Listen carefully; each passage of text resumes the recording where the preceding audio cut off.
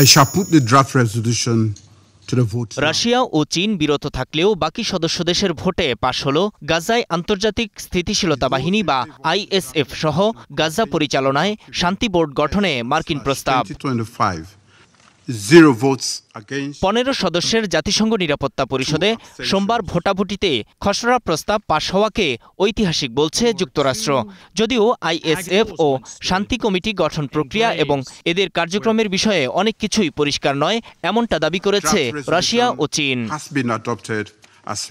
Russia বলেছে এই বাহিনী ফিলিস্তিনি কর্তৃপক্ষকে বাদ দিয়ে একতরফাভাবে গঠন করা হচ্ছে, যা উদ্বেগজনক। এটি ঔপনিবেশিক চিন্তার প্রতিফলন বলেও মনে করছে মস্কো। ফলে রাশিয়া ও চীন দুই দেশই পক্ষে ভোট দেয়নি, এমনকি বিরোধিতাও করেনি, বিরত ছিল। এদিকে সামাজিক মাধ্যমের পোস্টে ভোটদানকারী কিংবা বিরত থাকা সব দেশকেই ধন্যবাদ জানিয়েছেন মার্কিন প্রেসিডেন্ট ডোনাল্ড ট্রাম্প। জানান, আগামী কয়েকদিনের মধ্যেই শান্তি বোর্ডে কারা কারা থাকছেন সেই ঘোষণা দেবেন। তবে বিশ্বের সবচেয়ে শক্তিশালী ব্যক্তিদের নিয়ে এই বোর্ড গঠন করবেন বলেও জানান তিনি। এই বোর্ডের প্রধান থাকবেন ট্রাম্প নিজেই।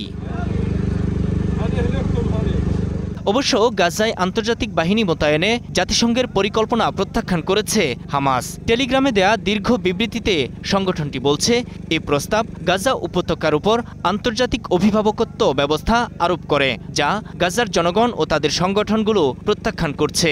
তবে তারা বলেছে, যদি কোনো আন্তর্জাতিক বাহিনী প্রতিষ্ঠিত হয় তবে তাদেরকে মোতায়েন করতে হবে কেবল সীমান্তে, দুই বাহিনীকে পৃথক করার জন্য।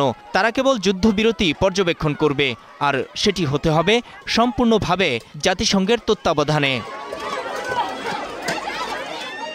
অবশ্য প্রস্তাব পাশকে স্বাগত জানিয়েছে ফিলিস্তিনি কর্তৃপক্ষ। তারা বলেছে, মার্কিন এ পরিকল্পনা গাজায় স্থায়ী যুদ্ধবিরতি, ফিলিস্তিন স্বাধীন রাষ্ট্র প্রতিষ্ঠার বিষয়টি নিশ্চিত করে। এদিকে জাতিসংঘে নিযুক্ত মার্কিন রাষ্ট্রদূত মাইক ওয়ালটস নিরাপত্তা পরিষদের বাইরে সাংবাদিকদের বলেছেন, এই প্রস্তাবের বিরুদ্ধে ভোট দেয়া মানে ছিল যুদ্ধে ফিরে যাওয়া। এই পরিকল্পনায় ইসরায়েল ও ফিলিস্তিনি কর্তৃপক্ষের সমর্থন রয়েছে বলেও দাবি তার। নূর মোহাম্মদ, স্টার নিউজ।